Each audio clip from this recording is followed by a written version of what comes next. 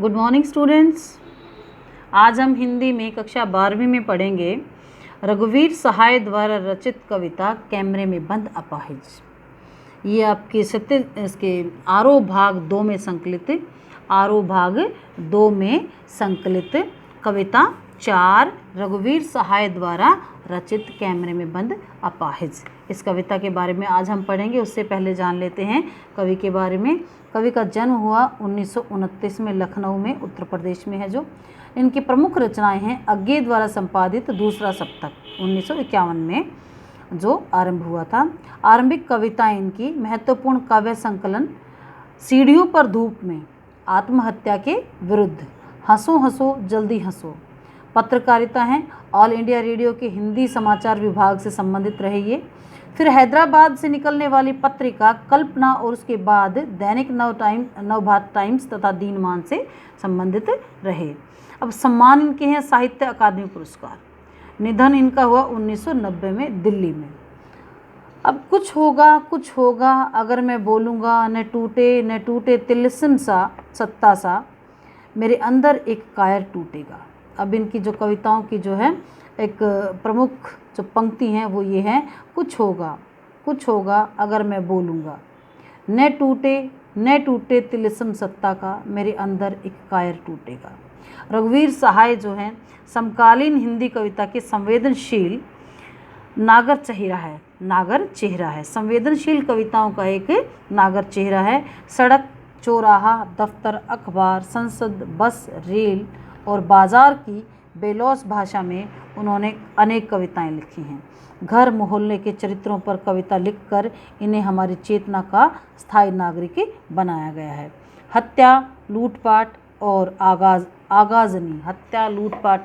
आगाजनी, राजनैतिक भ्रष्टाचार और छल छद्म इनकी कविताओं में उतर कर आई हैं।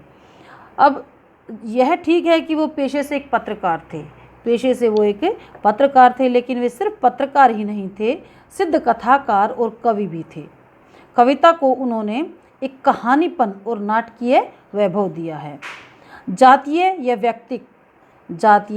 या व्यक्तिक समृद्धियाँ उनके यहाँ नहीं के बराबर हैं, इसलिए उनके दोनों पांव वर्तमान में ही गड़े हुए हैं। बावजूद इसके मार्मिक उजास और व्यंग्य बुझी खुरदरी मुस्कानों से उसकी कविता पटी पड़ी है। छंदानुशासन से इसके लिहाज से भी यदि देखा जाए तो वो अनुपम है, पर ज़्यादातर बातचीत की सहज शैली में ही उन्होंने लिखा और बखूबी निभाया भी है। अब जो कविता उन्होंने लिखी है उसके बारे में हम जानते हैं। अत्यंत साधारण से और अनायास सी प्रतीत होने वाली शैली में समाज को दारुण विडंबनाओं को पकड़ने की जो कला रघुवीर सहाय की कविताओं में मिलती है, उनका प्रतिनिधि उदाहरण है यहाँ प्रस्तुत कविता कैमरे में बंद अपाहिज, जो लोग भूल गए हैं, संग्रह से ली गई है।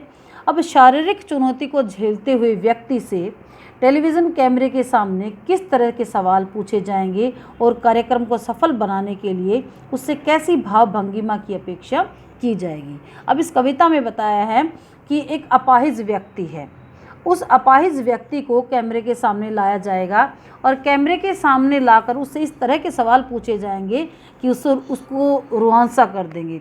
और रुआंसा उसको किस लिए करेंगे? इसलिए नहीं कि उसके प्रति उनकी जो है उसकी पीड़ा है, हाँ, इसलिए नहीं उसको रुआंसा करेंगे कि उस अपाहिज के प्रति उन लोगों के मन में या उन पत्रकारों के मन में उसके प्रति एक पीड़ा नहीं, बल्कि अपने कार्यक्रम को सफल बनाने के लिए उसके मन में जो दर्द छिपा हुआ है उसको वो बाहर लाकर और अपने लोगों को सहानुभूति से उनके साथ जोड़ेंगे और अपने कार्यक्रम को सफल बनाएंगे। इसके पीछे उनका एक यही उद्देश्य है। तो इसके बारे में ही बताया है कि हम दूरदर्शन पर बोलेंगे, हम समर्थ शक्तिवान, हम एक दुर्बल को लाएंगे एक बंद कमरे में, उनसे पूछेंगे तो क्या आप अपाहिज हैं?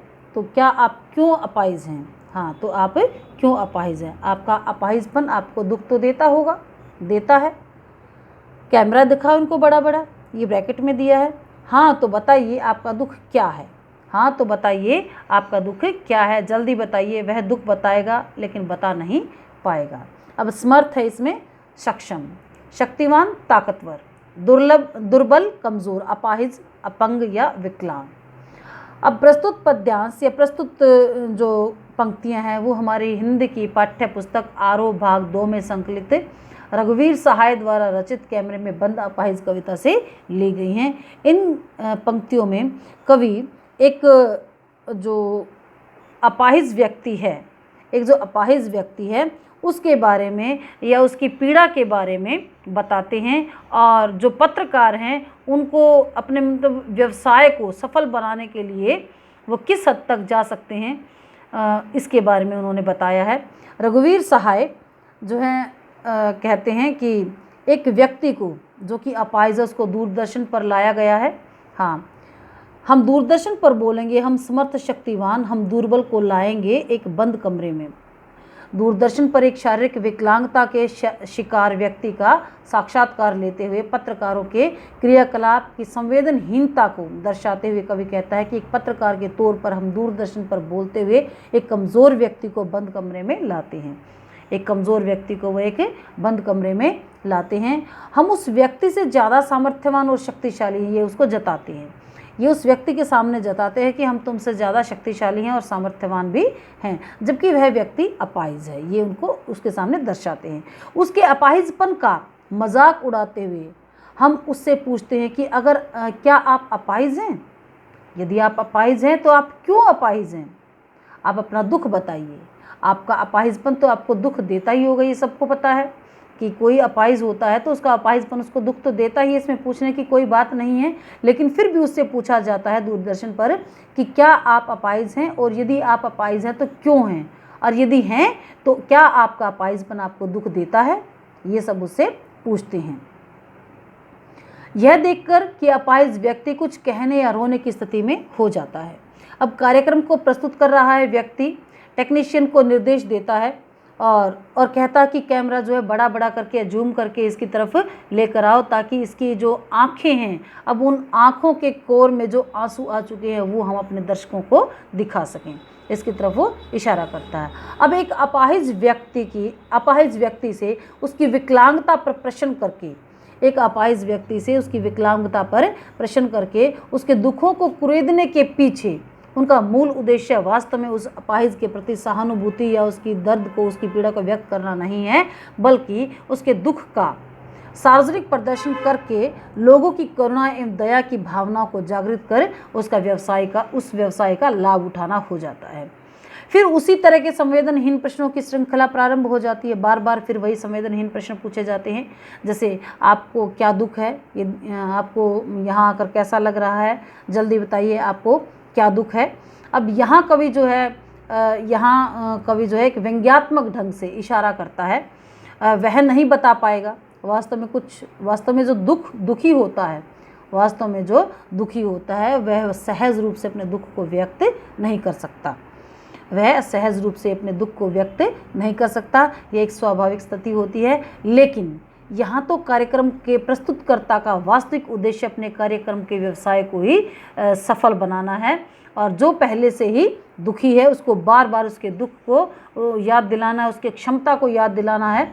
जो वो सक्षम नहीं है जिस चीज़ में, उस बात को वो बार बार उसको याद दिलाता है। ये अमानवीय है और उस व्यक्ति के लिए बहुत ज़्यादा कष्टदायक है। इससे व्यावसायिक बोध से प्रेरित होकर कुछ भी कर गुजरने वाले लोगों के बारे में पता चलता है कि चाहे कुछ भी हो जाए, किसको कितना ही दुख क्यों न पहुँचे, लेकिन उस अपाहिज को चाहे कितना ही दुख क्यों न पहुँचे, लेकिन उसके कार्यक्रम को ज़रूर सफलता मिलनी चाहिए। यहाँ एक अमानवीय प्रदर्शन वो करते हैं। हाँ, अब आगे है, सोचिए, बताइए आपको अपाहिज होकर कैसा लगता है। कैसा यानी कैसा लगता है, हम खुद इशारे से बताएंगे कि ऐसा, यानी कि जो टेक्नीशियंस हैं वो फिर खुद इशारे से बताएंगे क्या आपको ऐसा लगता है, यानी कि फिर उससे पूछा जाता है। कवि कहता है कि सोचकर बताइए कि आप अपाहिज हैं और अपाहिज होकर आपको कैसा लगता है। वो नहीं बता पाता, लेकिन फिर उसको बोलते हैं कि क्या ऐसा, यानी कि मतलब आप का अगर पैर खराब है तो आप चल नहीं पाते तो आपको मतलब इस तरह से बुरा लगता है, या फिर आपका हाथ खराब है और आप एक हाथ से काम करते हैं, या आपके दोनों ही हाथ खराब है, आप काम नहीं कर पाते तो आप दूसरों के भरोसे बैठे रहते, तो क्या आपको ऐसा लगता है। इस तरह से मतलब वो अपने शारीरिक इशारों से बताते हैं। सोचिए, बताइए, थोड़ी कोशिश करिए, यह अवसर खो देंगे। और फिर कवि कहता है कि थोड़ा सोचो और बताओ। अगर आप नहीं बता पाते एक निश्चित समय पर तो आप अपना अवसर खो देंगे। आप जानते हैं कि कार्यक्रम रोचक बनाने के वास्ते हम पूछ पूछ कर उसको रुला देंगे। इंतज़ार करते हैं आप भी उसके रो पड़ने का। अब जो है, अब इतना पूछेंगे, पूछ पूछ के उसको रुला देंगे। और वो सोचते हैं यदि ये रो पड़ता है और उसकी आंखों में आंसू आ जाते हैं तो हमारा कार्यक्रम सफल हो जाता है, क्योंकि उनको तो, दर्शकों को भी और जो अपाहिज है उसको भी, उन दोनों को ही संवेदनशीलता से उनको बांधना है। चाहे वो स्वयं भले ही संवेदनहीन हो जाएं, लेकिन संवेदनहीन तो वो हो ही गए हैं, लेकिन लोगों को जो है एक दूसरे की भावना से जोड़ने का प्रयास वो कर रहे हैं कि जो दर्शक हैं वो इसकी तरफ देखें और ये अपाहिज है जो ये अपने दुख को बयां करे और इस तरह से ये रोए और हमारा कार्यक्रम सफल हो। उनका मेन जो मकसद है, जो मुख्य जो उनका मकसद है वो यही है। आप जानते हैं कि कार्यक्रम रोचक बनाने के वास्ते हम पूछ पूछ कर उसको रुला देंगे। हाँ, अपना कार्यक्रम रोचक बनाने के चक्कर में वो इससे इतना पूछेंगे कि वो रो पड़ेगा। यह प्रश्न पूछा नहीं जाएगा, सिर्फ उसे बार बार दर्शाया जाएगा, दिखाया जाएगा। आगे है,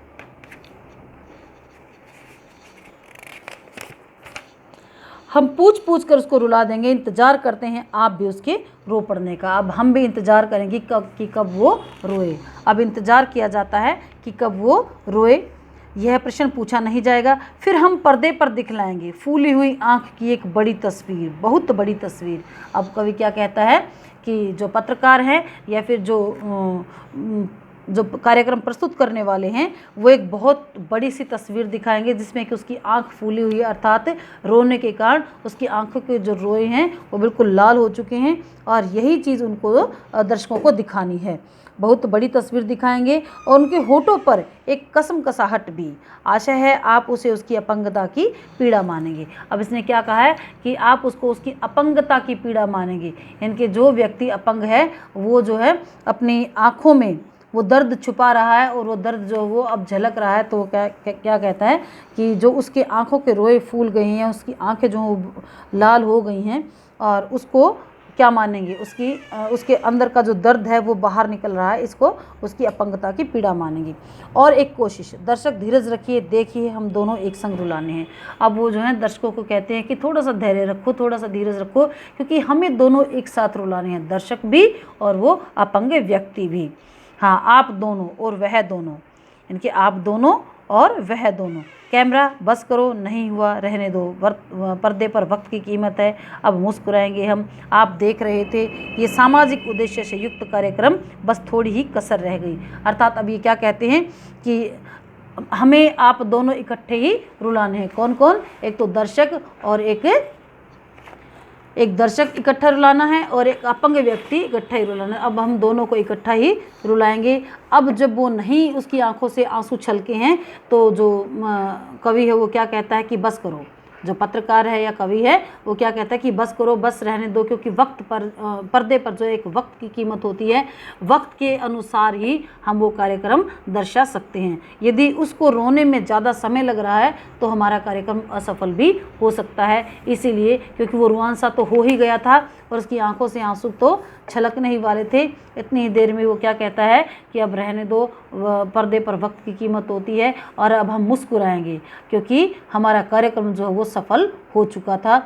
अब जो है वो एक तरफ होकर अब कहते हैं कि आप देख रहे थे सामाजिक उद्देश्य से युक्त कार्यक्रम, बस थोड़ी ही कसर रह गई। अब थोड़ी ही कसर रह गई, यानी कि उसके रोने में और दर्शकों के रोने में थोड़ी ही कमी रह गई थी। हालांकि वो रो चुका था, लेकिन फिर भी उसने अपने आंसू जो है वो अपने अंदर ही छुपा कर रखे और लोगों के सामने उसने अपने आप को इस तरह से प्रकट नहीं किया। तो ये था कैमरे में बंद अपाहिज कविता का सार। तो बच्चों, आप इसको ध्यानपूर्वक फिर से पढ़ेंगे और इसको 2-3 बार अभ्यास करेंगे पढ़कर, और इसके प्रश्नोत्तर जो हैं वो हम अगले लेक्चर में पढ़ेंगे। Thank you.